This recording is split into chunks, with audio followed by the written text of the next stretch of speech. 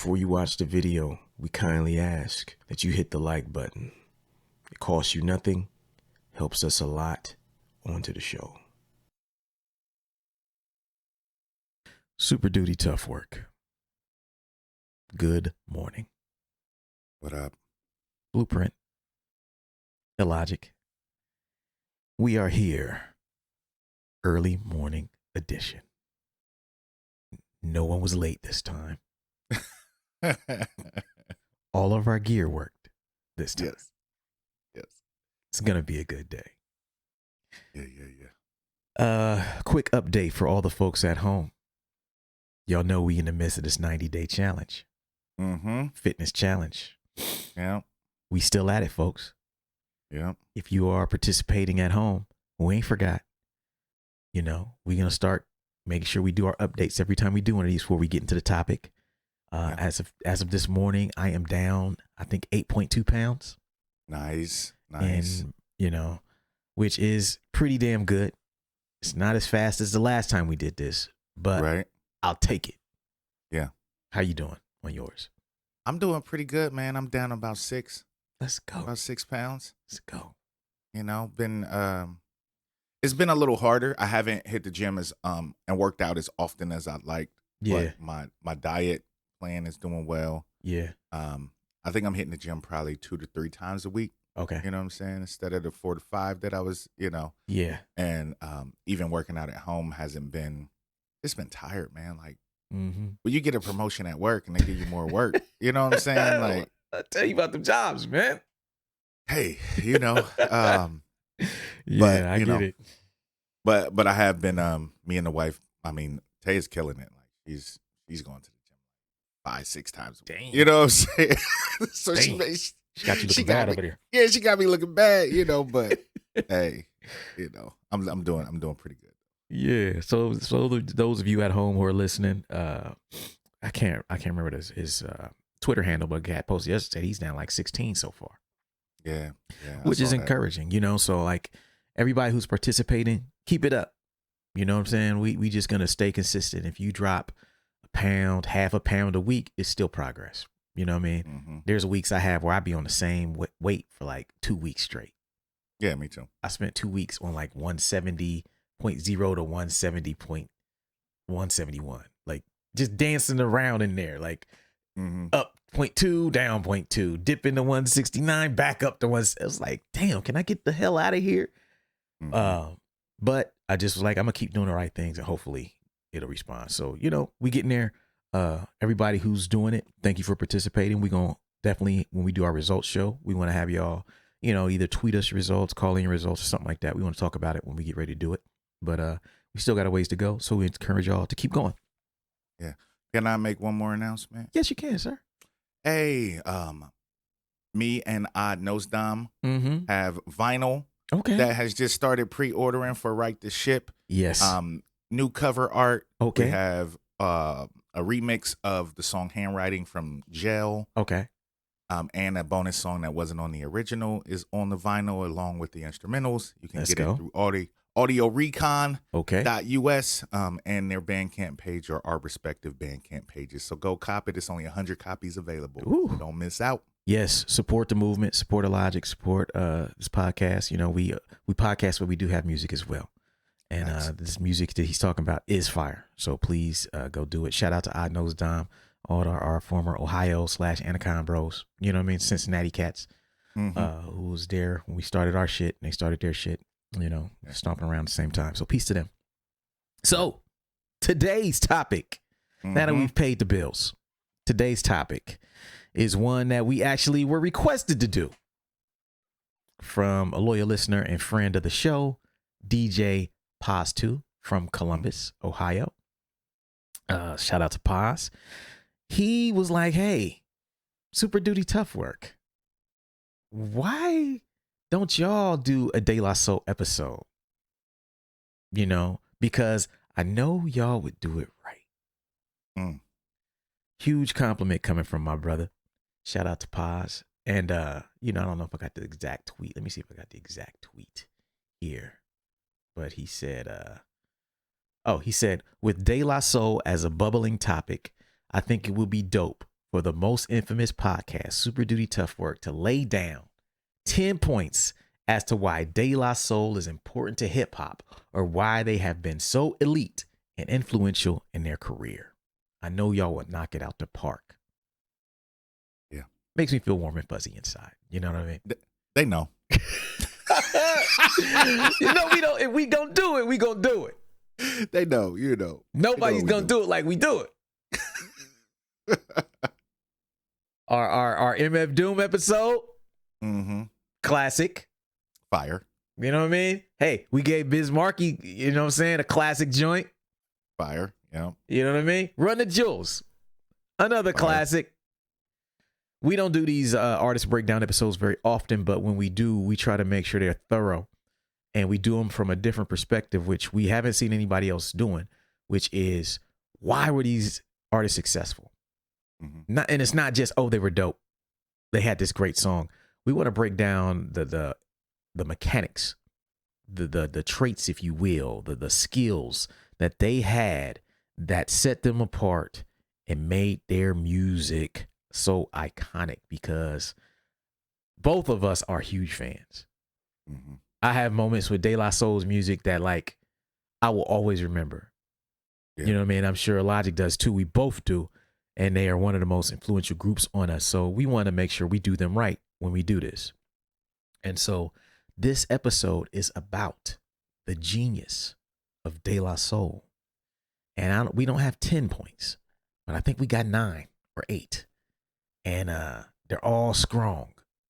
And so we're going to take a break, and we're going to be back. If you're a fan of De La Soul, you know, hopefully the discussion is just dope to you. You know, hit us in the comments on YouTube, hit us in the comments on SoundCloud, wherever, Twitter, the gram, and let us know how you feel about this episode. So we'll take a break, and we'll be right back. We got you stuck off the realness, the most infamous, you heard of us. Official podcast murderers, the show comes equipped with viewpoints to share. Grown man ideas for all those who care and want to grow, so go ahead and download. Every single week with a brand new episode. You're not alone in this world, cousin, so we share information and honest discussion and keep repping the culture like we supposed to. They spread gossip, but they never come close to. I can hear it inside their tone. They talk about the industry but never left their home. You get laced up with bullet points and such, plus empowering topics that they never would touch. You can put your whole network against the team, but Super Duty Tough Work's the MVP. Most valuable podcast on MP3. Priceless info, but all of it's free. So take these words home and think them through. Super Duty Tough Work is coming at you. You are now listening to Super Duty Tough Work with your host, Blueprint. Raw and uncut. Adult conversations. No shucking, no jiving, and no bullshit. All right, folks, so we are back. Super Duty Tough Work, Blueprint, Illogic. We're here talking about the genius of De La Soul. Rest in peace to Dave of De La Soul. Yes. Obviously, if you're a fan of music, of De La Soul's music, you know that their music this week finally is available on streaming websites. Yeah. And that's kind of that, plus the passing of Dave is kind of the onus behind this episode, doing it. And, you know, we are big fans of De La Soul anyway. So this is the perfect time to speak about them and their greatness. And so one of the first things we want to talk about as it relates to the genius of De La Soul is album Skits. One of the first things, and I'm going to read about this for those of you who don't have my 10 traits of successful hip hop artists. You'll see there on the cover in this bottom left corner. It's De La Soul right there. I put these brothers on the cover of my book because they are that, you know, influential to me. And this book, I wrote it, I think came out 2 years ago, or 2020 or 2021. And there's a segment in here where I speak about their album Skits. I'm going to read this and then we're going to have a discussion about it. But yeah, if you don't have this book, The 10 Traits of Successful Hip Hop Artists, pick it up at weightless.net. Okay. But this is just talking about 3 Feet High and Rising. It says, 3 Feet High and Rising was innovative in many ways. The first way was De La Soul's use of skits. Prior to 3 Feet High and Rising, the majority of rap albums followed a very predictable format. One song would finish and fade out. There would be 3 seconds of silence, and then the next song would start. De La Soul and their producer Prince Paul changed this entirely on 3 Feet High and Rising with their popularization of album skits. Songs were preceded or followed by interludes and skits that further explained the song and gave the album's concept more depth. That was the release with De La for me. It was all these things that I can't do with Stetsasonic. I'm going to allow these guys to do. Prince Paul says of the album's originality, skits like Take It Off were so funny that it was easy to miss that it was actually lambasting all of the hip hop fashion that they felt was cliche and were sick and tired of seeing. In that sense, it further defined what they stood for without explicitly saying it in a quote unquote real song. Yeah. I mean, I definitely remember that being when I first heard, 3 Feet High and Rising. It really threw me off because it started out as a concept record about a game show, right? Uh-huh. Yep. And you were just like, what happened here? Like, I'd never heard anything like that in my life. Mm-hmm. And it wasn't just like one skit. It was something that they revisited multiple times throughout the album. And there were other skits that were buried inside of the album about different things. Mm-hmm. Some super abstract, some very direct. But prior to that album, that had never been done in hip hop. No one had ever. Keep in mind, this is an 89, though. Yes, 89. This is 89, and they're coming with, like, was there any real concept records back then like that? You know what I'm saying? Like, I mean, there was some. There was some. Oh yeah, only groups I could think of maybe like Public Enemy. Mm-hmm. You know what I mean? But not to the granular level that they were doing it. They were really, really, really micro with it. You know what I mean? Yeah. And you got to think if it came out 89, it was probably recorded in 88. Right. You know what I'm saying? 87. Back in that era. So they were really, really ahead of the time to the point to where, people were not exactly sure what to think of them at first. Mm-hmm. But the skits alone were something that they not only just started then, they continued to use throughout their album. And I think it ended up being one of their strengths because now we're in an era of social media. Mm-hmm. People can detect or determine your personality by following you on Instagram, by following you on Twitter. You follow people and you find out, Illogic or Blueprint, they've got a good sense of humor. Mm-hmm. They post funny stuff sometimes. That didn't exist in 88, 89. Right. In 88, 89, there was no social media. There was no way to know a person's personality.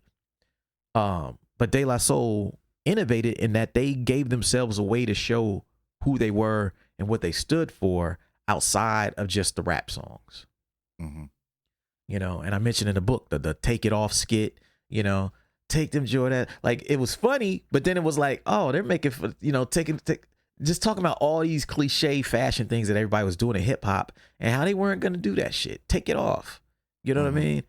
And I think that's one of the first innovations that I noticed about them.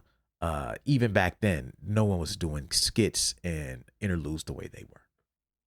And also they even did skits during songs. Yes. Like they would do a hook and then sometimes the beat would change and they would have like a little break and talk or say some shit. And then the song would come back in. Yes. You know what I'm saying? Or, they would just talk and not have a hook. And that would just be like a little skit in the beginning and at the end. So it's wild. And also thinking about the Take It Off skit, that N95 song that Kendrick has, where he's Take It Off, I don't know. I didn't even connect those two things until I listened to 3 Feet High again. Yeah. And I don't know. I mean, he had to be influenced by that. Has to be, because it's the same thing. And also them making whole songs skits. Yes. You know what I'm saying? Like, Can You Keep a Secret? Yep. You know what I'm saying? Prince Paul needs a haircut. Yeah. Joints where I Be Blowing on Balloon Mind State. Yeah. you know, with Maceo. The Rapidy Rap Show is like 2 minutes long. Like a lot of their skits are whole songs. Yes. You know what I mean? So they took the whole skit thing to a whole nother level, and they kept doing that throughout all of their records, even I think even up through Bionics, the Bionics records too. Yep. Yeah. That's the first. That's a big one, and like you're saying, it was a part of their signature sound. And it's hard for some people who are younger probably to imagine right now, because you've been hearing skits on every album since you've been listening to hip hop. Right. But you got to imagine nobody was doing that to like that when they did it. And it was super duper innovative and very original. So that's the first one, skits. The second item in the genius of De La Soul is creative sampling. Yeah. By creative sampling, we are talking about a group who in 88, 89, everybody was, you know, on some James Brown shit. You know, funk records, blatant soul records. De La Soul broke that mold by sampling things that no one would have ever thought. Right. If you're ever on YouTube, Google Prince Paul samples children's records. He's got there's a snippet from a documentary they were doing that they did on them right as 3 Feet High and Rising was coming out. And it's him playing a drum break off a Mickey Mouse record. And he was like, samples are everywhere. You would never think that there's something on this record to sample, but listen to this. And he plays this funky drum break that's on a Mickey Mouse record. And that's just one example. If you look at it, they sampled children's records, they sampled foreign records, they sampled records and speaking in different languages, French, Ayubidi. Like it's just all these crazy things that they would put on records. Is it the like you'd be like, what is this? Right. I don't know, but it sounds cool as shit. Right? You would not know, you know, and their creative sampling was a little too creative because it got them a lot of trouble.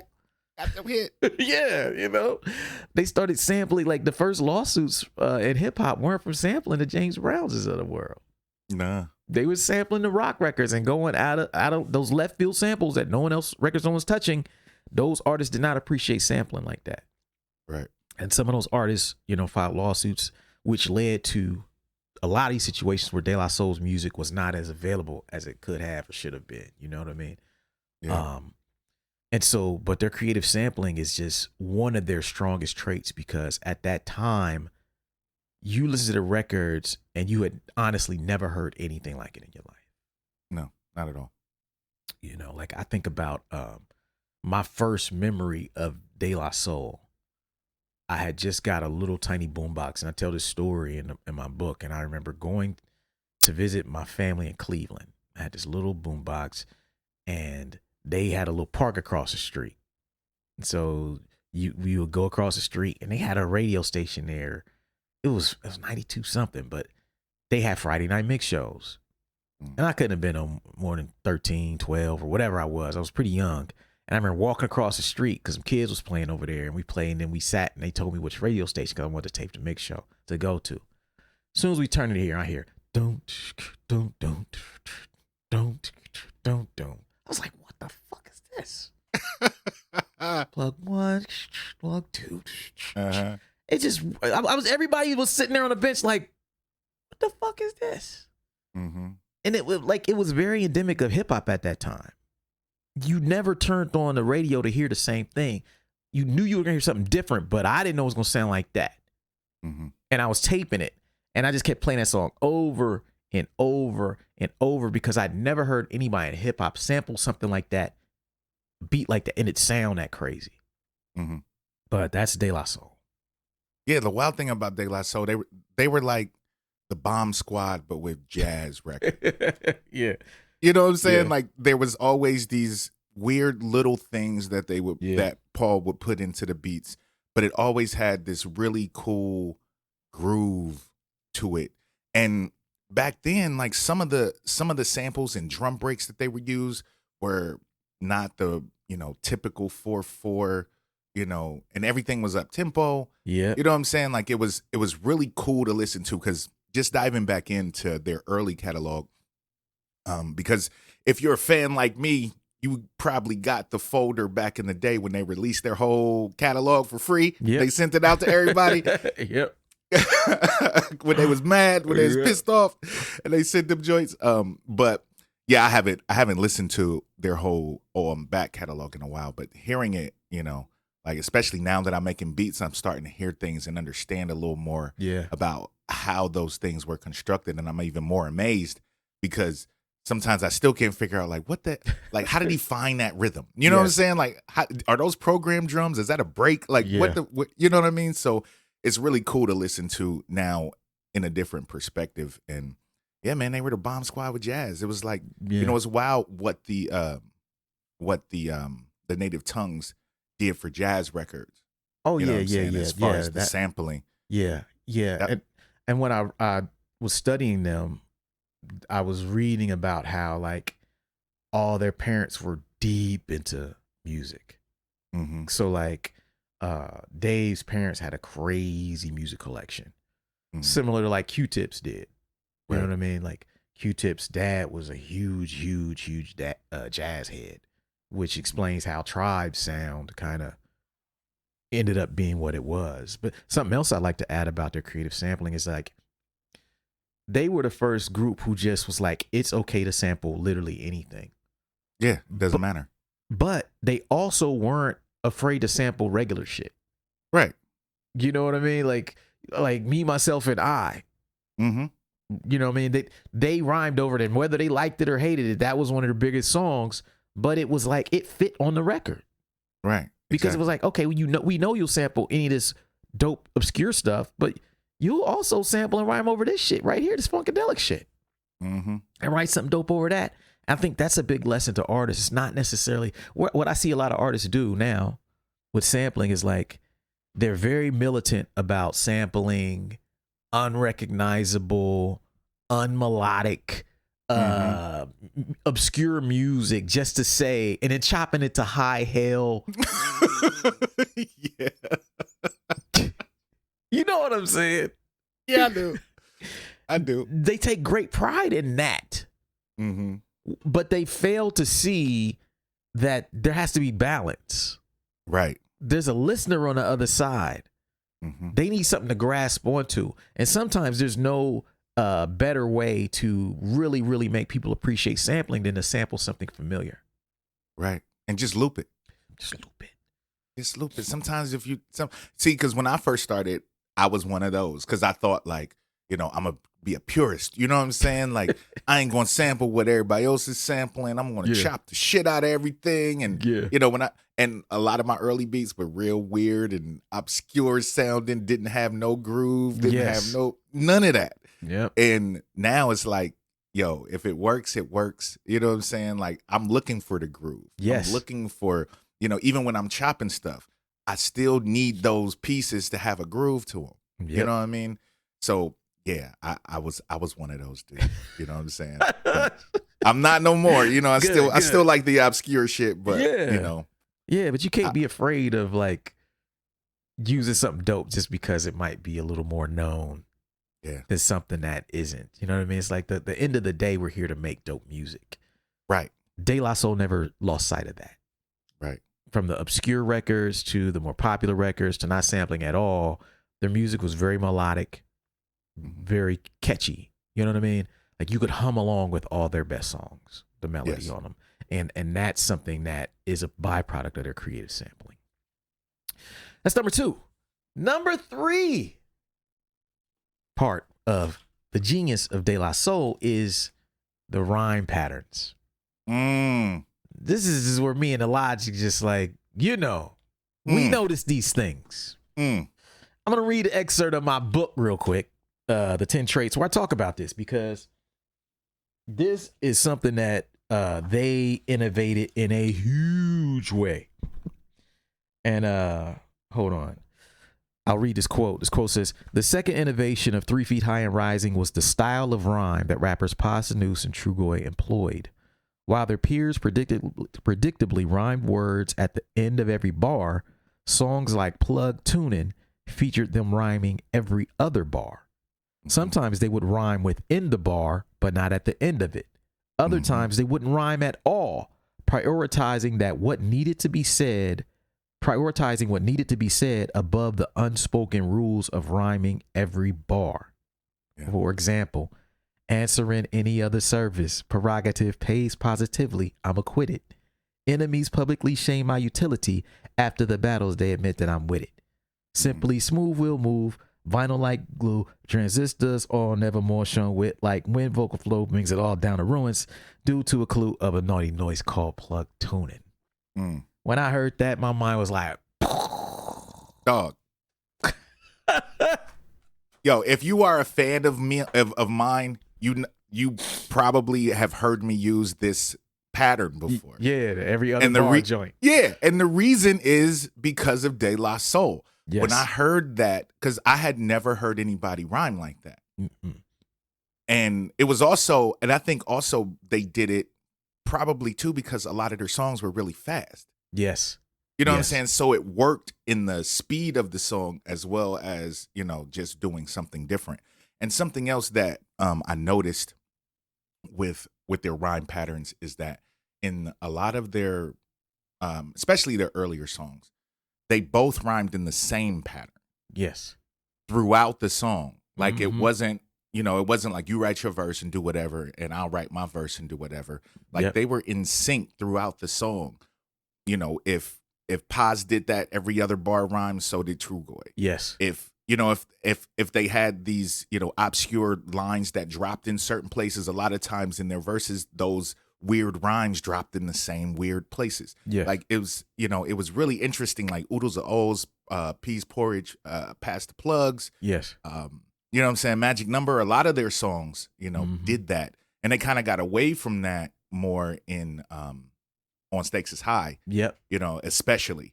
Yes. But Balloon Mind State was a little bit more foreshadowing that as well. But I Am I Be is probably one of my favorite songs of theirs. And them using, that same rhyme scheme throughout the song together is beautiful to watch. Yeah. Yeah. It always made me look at them more as like poets than just MCs.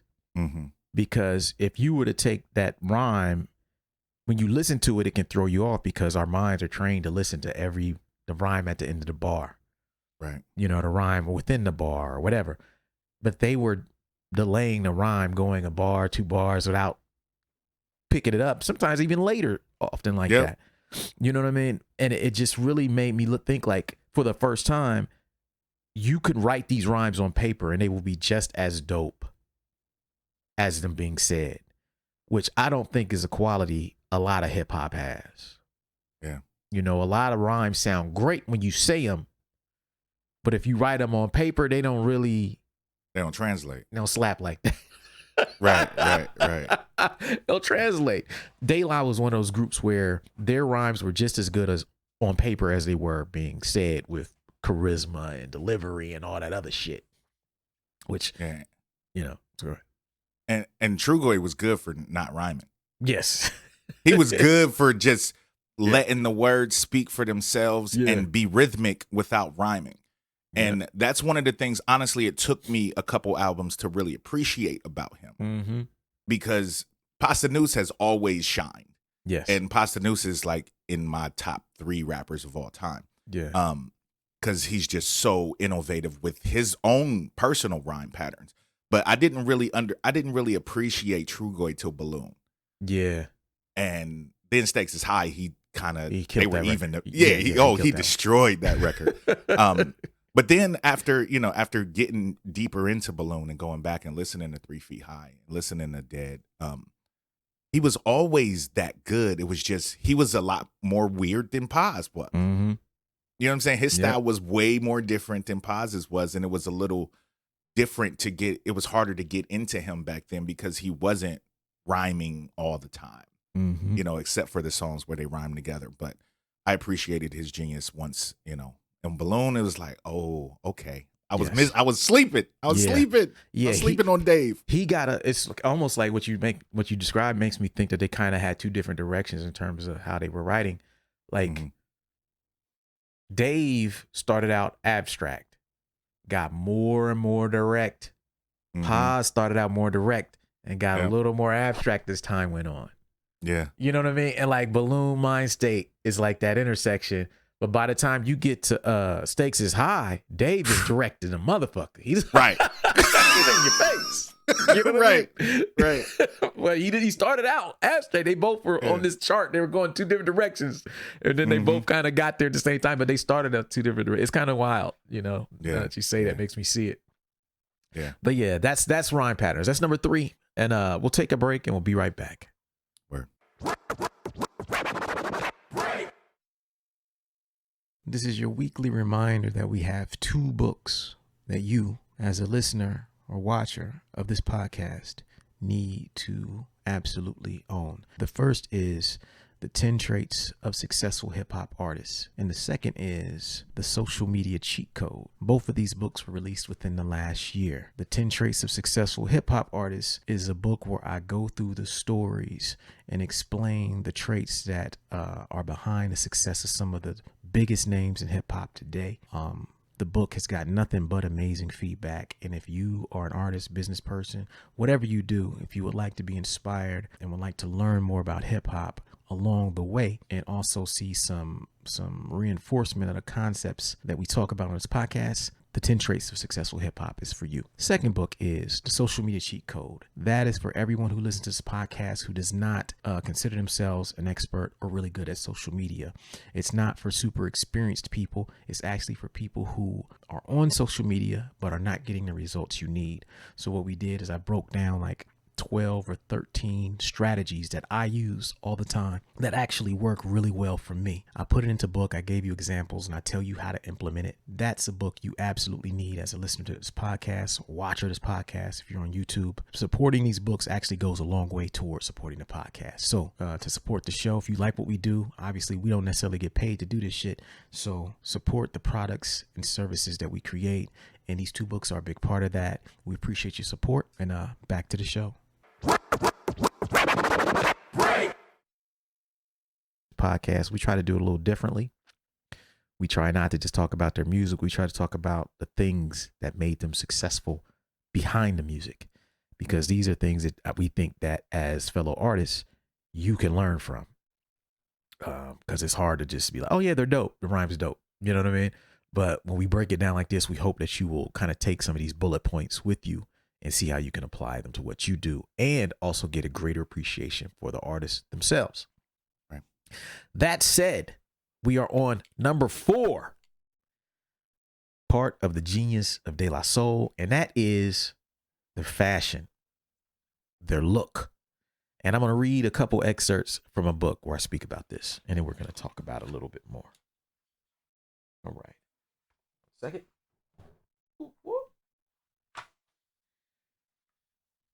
All right, so this is about De La Soul going to meet with Tommy Boy Records.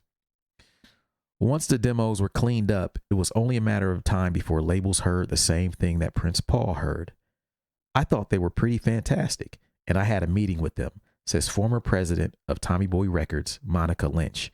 They came in, they said, my name is Paz de Noose, which is sop sound backwards. My name is Trugoy, which is yogurt spelled backwards. And then Maceo, which was the most normal of the bunch.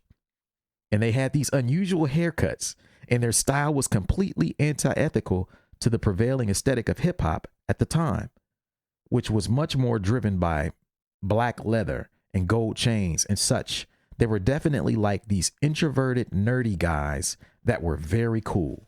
Lynch had never seen or heard anything like them, and presented their music to the owner of the label, Tom Silverman.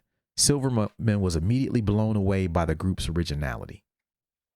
When I heard De La Soul for the first time, I remember saying, this is going to do nothing or it's going to be really big. Silverman says, because when you listen to it, it was so bizarre compared to anything out. And whether it did something or didn't do something, we loved it and we thought it was important that it came out. Despite being unsure about how the public would respond to the group, Tommy Boy Records immediately signed De La Soul to their first recording contract. There's another excerpt I'm going to read about just like their appearance. In 1989, most hip hop artists had a similar look. Leather pants, designer sweatsuits, fat gold chains were the standard. De La Soul immediately stood out among their peers because they rejected gold chains and instead wore Afrocentric medallions. They would wear these sequence outfits, the Gumby haircut, Mace says. We looked different from everybody who was rocking Kangos or whatever. We looked crazy. Even in the Posse Cut Buddy, their Native Tongues crew proudly declared De La Soul, from the soul, black medallions, no gold. Instead of wearing designer sweatsuits, they dressed like hippies and wore tie-dyed colors. Their Afrocentric hippie look was the complete opposite of their peers and immediately put them in their own category. While most rappers rhyme from the perspective of being the cool kid in school, De La Soul did the complete opposite. They were the weird, black nerds who never quite fit in, yet still managed to be the cool kids. This was most evident with their smash single, Me, Myself, and I, a song that was about being okay with being weird. Even the song's music video showed them being bullied and ridiculed by the cool rappers in school. At a time when most rappers made the listener want to be someone else, 3 Feet High and Rising made the listener want to be themselves. Yes, I can attest to this because I was that weird kid. Like seeing the Me, Myself, and I video made me feel like I was okay. Yeah. You know what I'm saying? Made me feel like it's all right to be the weird dude. It's all right to listen to, weird shit. You know what I'm saying? Like I didn't listen to everything that everybody else listened to. I didn't want to. I was listening to Whom It May Concern when I was in middle school. You know what I'm saying? Like, and everybody was listening to Snoop. I like Snoop. You know what I'm saying? Right. But I was looking for Saphir's records and looking for All Balls Don't Bounce and AC Alone and all that. Yep. And everybody else is bumping, the normal stuff, the Nas and, which I love that stuff too. But I was different. I was weird. And De La made me feel okay about that. And finding other rappers that were weird like me. I was like, okay, I can do this. I can be me and it's okay to be me. I didn't feel ashamed to be me. Yeah, that's dope. Yeah, I think to truly, truly appreciate it, you got to really look at the aesthetic of the time, Yeah. And what now, rappers can dress however they want right now. You could put on anything. Look from the Andre 3000s to whoever. No one says shit now. And that's because of De La Soul. Right. That's because De La Soul proved that we don't have to go along with whatever the prevailing fashion thing is that y'all are doing. That's not us. That's not who we are. We didn't grow up with that experience. We didn't grow up dressing like that. We're not finna put on no fucking gold chains and Kangos and all this shit and try to look like LL or Run DMC just because that's what's hot, which is what everybody else was doing. Yeah. And they did it their own way. You know what I mean? And that's something that, you could hear it at the time, from the time they walked into the labels to the time everyone saw them. It was just like, what the fuck is this? Mm-hmm. And to their music, it wasn't just, we got this dope music. The music was a reflection of who they were. Right. Some people think that originality is it's math. Well, if I just sample this and I just do that, then I'm original. Nah, originality comes from being an original person. Seeing the world differently. And I think that was De La Soul's gift.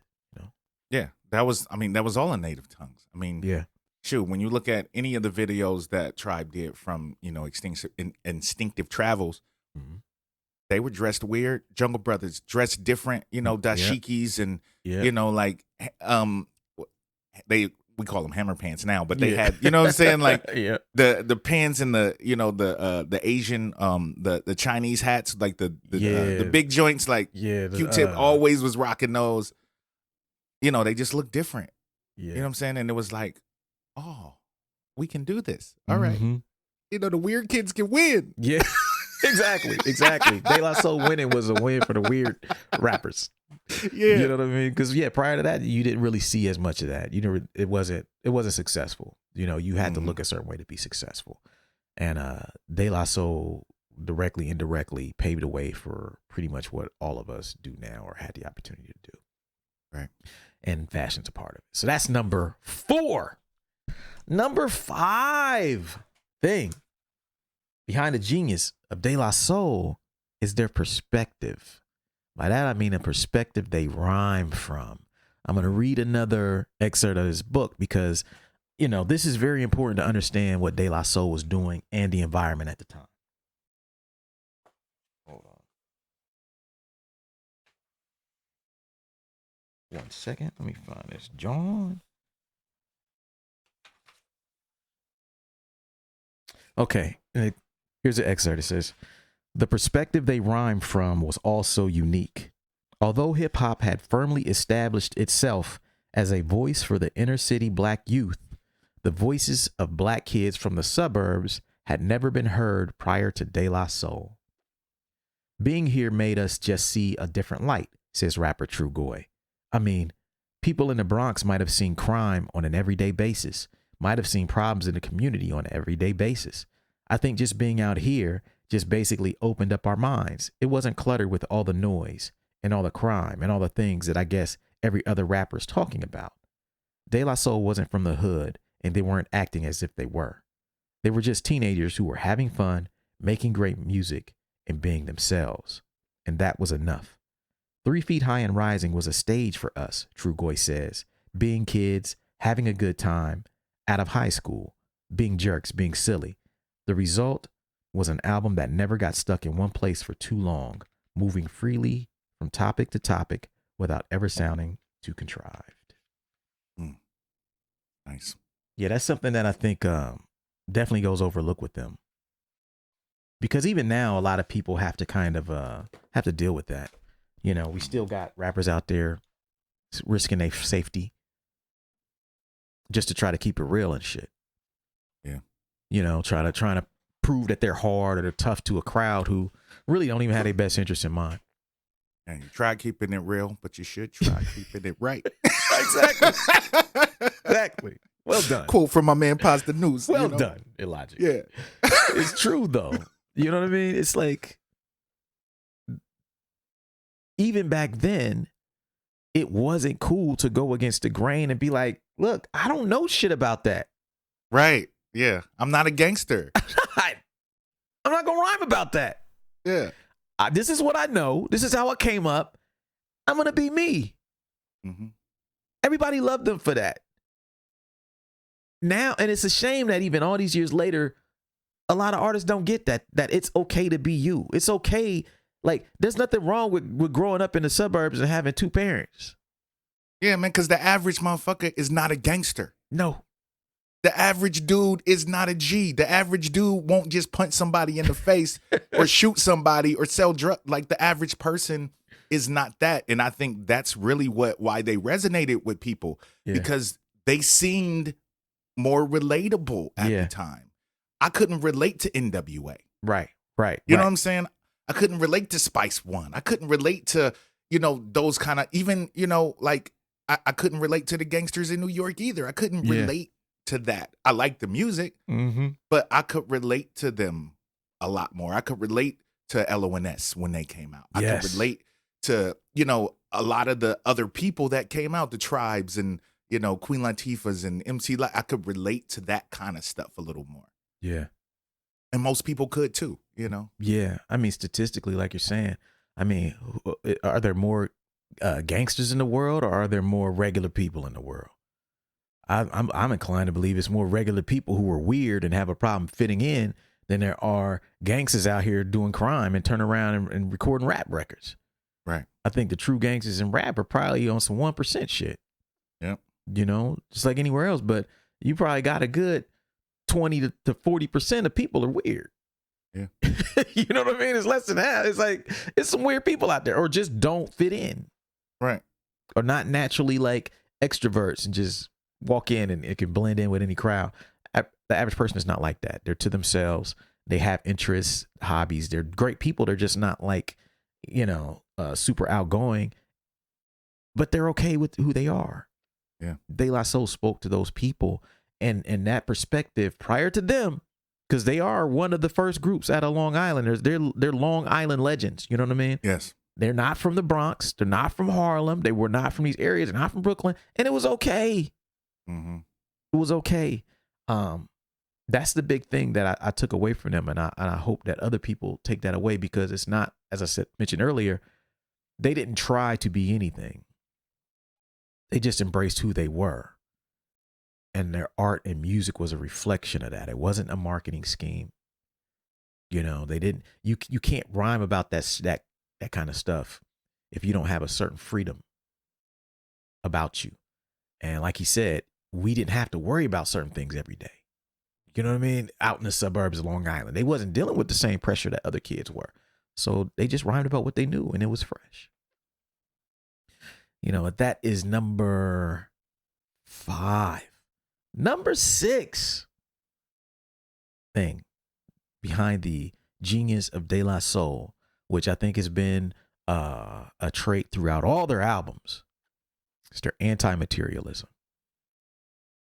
It came out in many ways, you know, and what you find out is, like, even within their music, sometimes you could miss the deeper messages because it was so poetic at the beginning of their career.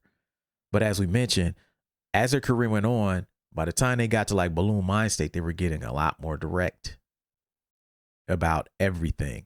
Then by the time they got to Stakes is High, they was just calling the industry out blatantly. Yeah, straight up. It was not even poetic. They was just saying it. Right. Sick of bitches shaking asses.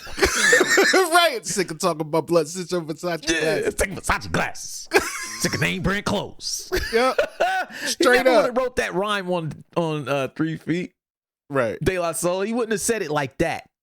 Mm-hmm. On those songs, it was disguised. Like, you know what I'm saying? Right. Take it off. You know what I mean? Like, just take it off. Take that Kangol off. Yeah, you know, it was funny. They laughed about it. Like, by the time they got to Stakes is High, look, we tired of telling y'all. Y'all clearly don't hear it behind all this poetic and funny shit we saying. Right. You know what I mean? But the theme was always like, yo, why do we have to praise all this material stuff in hip hop? Mm-hmm. You know what I'm saying? You know, why are we not? And they were men of faith as well. You know, you listen to their songs, you know, they definitely are talking about, like, you know, like not being on that. There are spiritual things that are much more important than this material shit. And they were blessed. Yeah. To see it all. And they still were not with it. They were not with a lot of the excess you see in the industry. And that was always done at a time for them where the industry was at its most excessive, right? Because you had the gold chain era. They came in during that, anti all of that. Yep. Years later, Stakes is High came out right at Bad Boy's peak. Mm-hmm. Like, Bad Boy changed and created commercial club rap.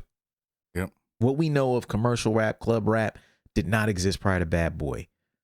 Stakes is High was one of the hardest rap records to come out because it took that shit on head on. Mm-hmm.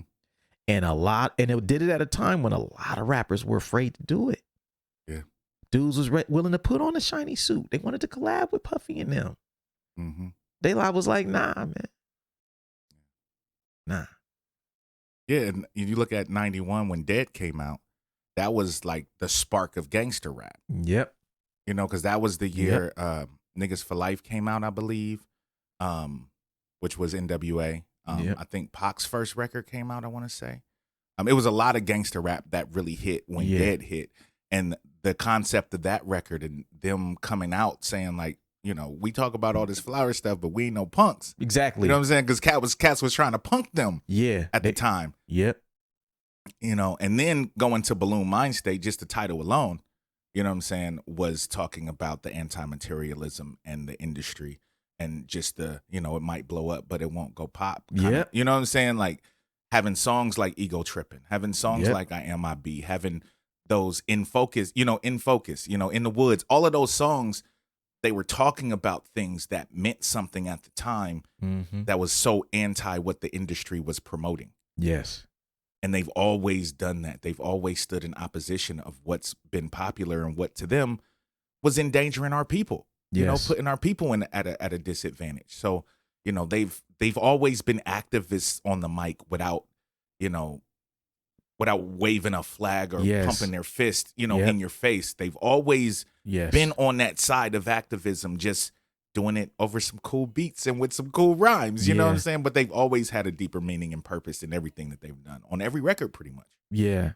I love the point you bring up about people thinking they were soft after 3 Feet High and Rising because they were coming out looking different with the peace signs and looking like hippies and shit. People thought they were soft, but they got a rep for being willing to squab. Like, no one tried to punk De La Soul after, you know what I'm saying, their second record. There's a lot of industry stories about them like handling shit, but it's a shame that they had to even go through that, but that's what the industry is. You know, like they showed, and what you just also pointed out is like, they were managed, they were able to drop 4 classic albums, become icons in the industry while never playing along with the industry. Facts. They never did what everybody else was doing to make a hit, to make it to the next record. And they still had one of the best 4 album runs that I will put up against any artist in any genre in music history. I think easily. Their first 4 records, there's only a couple groups who've had a 4 album run like that. And I think theirs was up there amongst the best. Yeah. I mean, shoot, like when you really think about it, a lot of the native tongues like had those 2 to 3 album, you know, runs. Yeah. Where like their first 3, you know, 2, 3, 4 records were certified classics. Yes. Yes. You know, so having a crew that strong, man. Geez. Yeah, man. And yeah, that anti-materialism thing was like, it's been a key to their whole thing, but it's really just kind of like anti-industry. Yeah. You know? And we know this was before independence was cool or even a thing. You couldn't just go independent back then like they could have. Right. And so within the industry, you had to play the game differently, and they played the game differently, and they were very, very successful, showing that, you know, there is an audience who wants to hear that, who don't want to hear the other stuff glorified. Right. And so that's number 6. We'll take a break and we'll be right back. Right.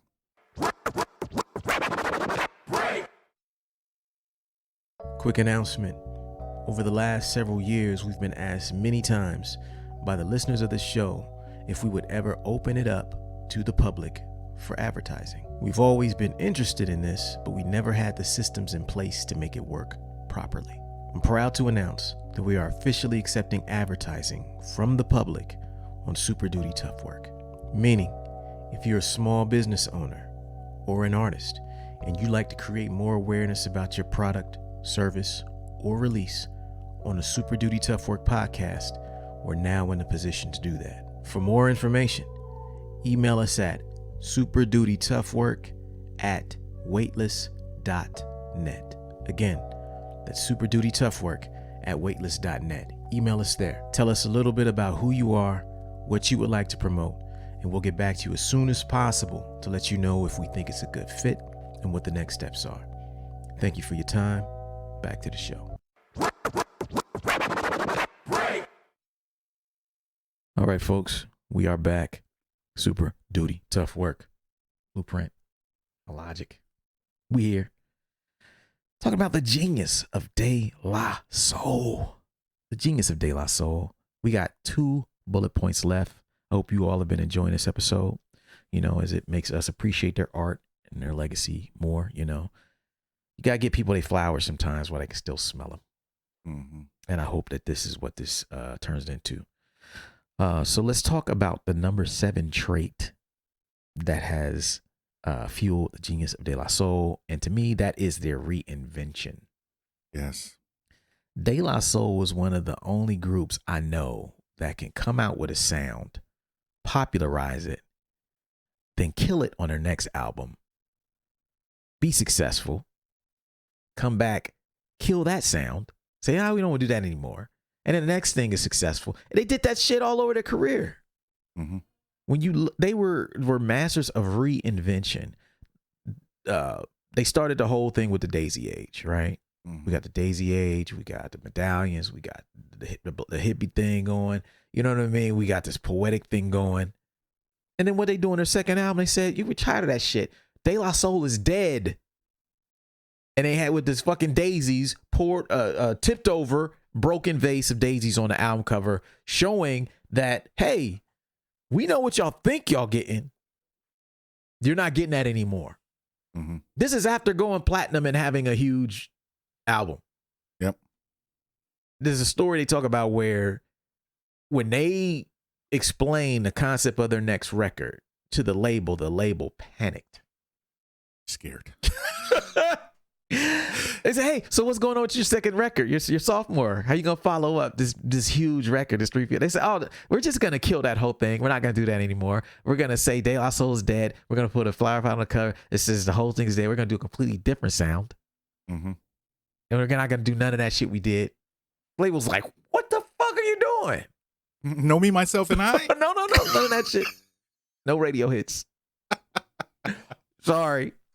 You know, it kind of it's hard to do that as an artist. Mm-hmm. And you can do it, but to do it successfully is another thing, right? Then you look at like Balloon Mind State, which kind of like we talked about, it was kind of in between. Yeah. Super jazzy record, beautiful arrangements, and just kind of go on and groovy and shit. And then what they do the next album? Stripped down to your face, raw as hell, minimalistic, stakes is high. Just taking on the whole fucking industry. That's 4 different albums that sound completely fucking different. Yeah. And shit on the previous records. Like, we're not doing that no more. Mm-hmm. So whatever you came before, you're not getting it. To me, De La was masters of reinvention, even if you look onto their adaptation into their last few records, because they had issues with sampling, to say, we're not going to sample anymore. Yep, all live. Yep, all live. We're going to get some musicians. We know what good music sounds like. We're going to get some people to play. We're going to sample that, arrange that, and then we're going to create a record. Reinvention. You know, reinvention even goes as far as them saying, hey, man, look, we know that at this stage in our career, we should be looking for a label to sign us and support us. But we're going to adopt the model that a lot of these other artists are doing, who are not on major labels, which is Kickstarter. Mm-hmm. We're going to reinvent ourselves and make sure that we have a connection with fans. Because if you don't have that direct connection with fans, you can't get nowhere. You know, so they asked for what, 100,000, went to 500,000 for that record. Yep. On Kickstarter. Mm-hmm. Just to do a record with no samples after everybody knows you for sampling. Yep. De La Soul is one of the most effective groups at reinventing themselves in the history of hip hop. And that Anonymous Nobody record was one of the best albums of that year too. Yes. 'Cause I think we talked about it on one of our I think we might have talked about it on one of our reviews. Yeah. But yeah, but that was one of the best records that year. You know, so they know what they're doing. You know what I'm saying? They always have known what they're doing, with or without Prince Paul. Yes. They've always had their own identity and knew what direction they wanted to go, and always did it successfully. Yeah. And you know that what you just brought up is another time when they reinvented themselves to establish such a sound with Prince Paul, and then be like, sorry, man, we want to produce our own record. We're going to do the beats for Stakes is High ourselves. Yep. You know, we're going to get one from Dilla. We're going to do the rest from all of ourselves. And we believe we can make the record that fits what we do. And that caused tension. Yeah. Yeah. But it worked. Yeah. And then you go to Grind Date, you know what I'm saying? Where they have more multiple producers. Then you get Doom on the joint, the Rock Cocaine Flow, and the rest is hit. Like that made that record take off. Yes. Just that one joint. It did. And that was a Jake 1 beat. Yep. It did. Yeah, they were not afraid to do different things. You know, even you see a lot of artists, they become more conservative the longer that they go because they know what works. Right. We know this very well because we're artists. We have things in our catalog that fans love us for.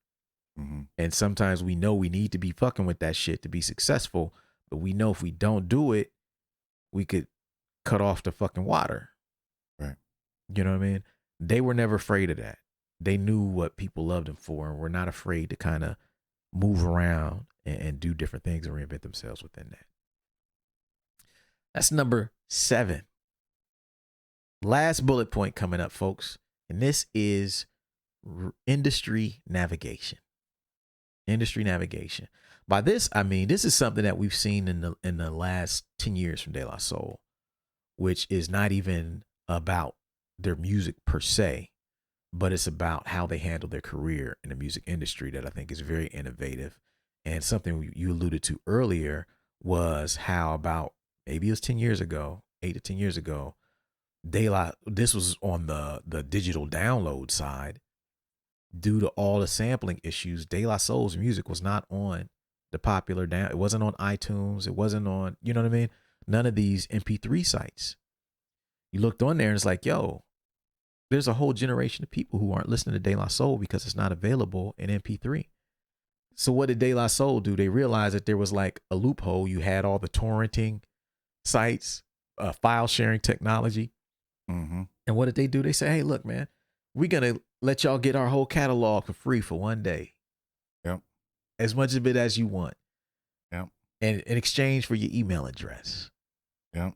Since their album was in limbo between the owners of the samples and the label and everybody fighting, they were like, look, they didn't even technically, in a legal sense, which is why they get sued, they didn't technically give us the record. Right. They just gave us a link to where the records already were mm-hmm. in exchange for our email addresses. Yep. So they could keep up with us and know who their fans were. Brilliant. Mm-hmm. Brilliant. Mm-hmm. And that led to basically a De La Soul day 18 years ago. Yep. I wrote about this on my blog like 18 years ago. Like, yo, this is incredibly smart of them. Mm-hmm. Because most artists who are on major labels don't know who their fans are. Right. They don't have any way to correspond. They can't just send out an email blast. Like, De La Soul probably got 500,000, a million fucking email addresses. Doing they got mine. Week. Yeah. They got mine. And that is crazy because when they got that, that's probably what played a good part in them being able to fund their Kickstarter some years later. Yep. Knowing how to contact their fans directly and tell their story and speak to them, as opposed to you get off a major label, you're in limbo, you don't know where you can play, you don't know who to talk to, you don't know where your fans are, you don't know what they want. That was brilliant, right? And then to think of after that happened, their music went back into limbo again on a streaming side, because now the streaming is starting to pop up and their music's not there again. They go back and forth with Tommy Boy for the last 18 years. Can't reach an agreement, get offered agreements that they didn't like. Were very public about, we're not signing this. Just because these samples ain't been cleared don't mean we don't deserve no rights to our music. We can't make nothing off this shit. So they held out. Mm-hmm. What happens? Another big label buys the catalog from Tommy Boy. All of a sudden, the big label's like, yo, we're fans of De La. We want to make this work. We're going to put the bread into getting this shit cleared. We're going to put getting this shit recreated and getting this catalog out, period. Mm-hmm. Yep. And they waited and they got the deal that they wanted, and they got the music available to the public, which is last week, which is like another De La Soul day. We've had like 2 De La Soul days in the last 10 years. Most artists don't even get their flowers until they all gone. Right. They don't be around to smell them. 2 times they've been able to pull this off, and the people have rallied around them to try to get this catalog out. And then this past Friday, it finally hit streaming sites, and people can finally enjoy De La Soul again. And to me, it's just a perfect example, 2 examples now, of their ability to navigate the music industry with integrity, but then also be very, very innovative.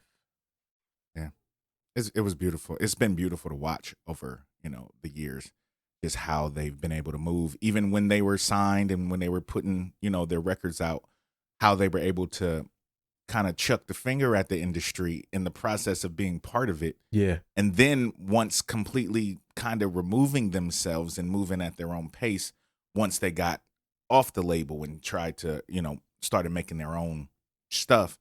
It's just been fun to watch and very inspiring to watch. It's a lot of lessons in the De La Soul story. Yeah. Yeah. And shit. Another lesson is just like staying together as a group. Mm-hmm. And one of the only groups that's still together from the 80s. Yes. Yeah. They don't hate each other. There ain't no public beef. Right. Last week, shout out to Zero Star. He sent me a story about Tretch and Vinny from Naughty by Nature. Tretch chasing Vinny around with a knife and shit. You know what I mean? Like, these brothers can't even go play shows together. Yeah. We all saw the Tribe documentary with Q-Tip and Fife's Tension. Yeah. You know what I mean? Fugees. The Fugees. It's like, yo, all these classic groups, they can't even get on stage together no more. Right. To go, it's like to have a group is very hard. Mm-hmm. De La Soul was still brothers until the end. Yeah. Still brothers. You know what I'm saying? There's never been an expose about these dudes hating each other. Yep. Doing WWF shit, talking reckless about each other in public, or it don't exist. Don't exist. You know? And I'm sure they had some issues. Oh, of course. I'm sure they have. You don't know go what I'm saying? 40 years, 30, 40 years. Right. Without getting into an argument. Yeah, you're going to argue with your brother. You're going to have some shit with your brother. Like, that's natural. Mm-hmm. That happens. Yeah, but it's like you work through it and you get past it. Shit, me and you've had some issues. Yes, and we here. Yeah, we still here. It's been over 25 years. You know what I'm saying? Yeah. You're going to have some disagreements and some issues. And the next thing you know, it's like, you know what, man? That's my motherfucking brother, man. Yeah. I ain't never going to say nothing about this man in public or do anything like that. You know what I mean? And that to them, they deserve a lot of credit for that. Thanks. A lot of credit for that. And that's it, folks. That is the genius of De La Soul. I hope you all appreciate this episode. I'm going to run these bullet points back real quick. Number 1 was their skits. Number 2 was their creative sampling. Number 3, the rhyme patterns. Number 4, fashion. Number 5, their perspective. Number 6, anti-materialism. Number 7, Re-Invention. And number 8, their industry navigation. I hope y'all got something out of this. To all the De La Soul fans out there, I hope you are bumping those records this weekend and moving forward. I know I will be as I drive around in this truck, you know what I'm saying? Stealing these people's money, you know what I mean? With no mask on, listening to De La Soul every day, you know.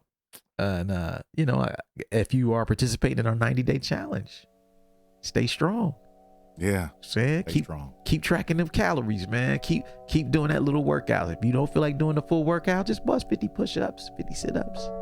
Before you go to bed, do something. That's it. And you know, the results will come from doing the right thing. And so we'll see you guys next week. Work. Peace. Thank you for listening to Super Duty Tough Work.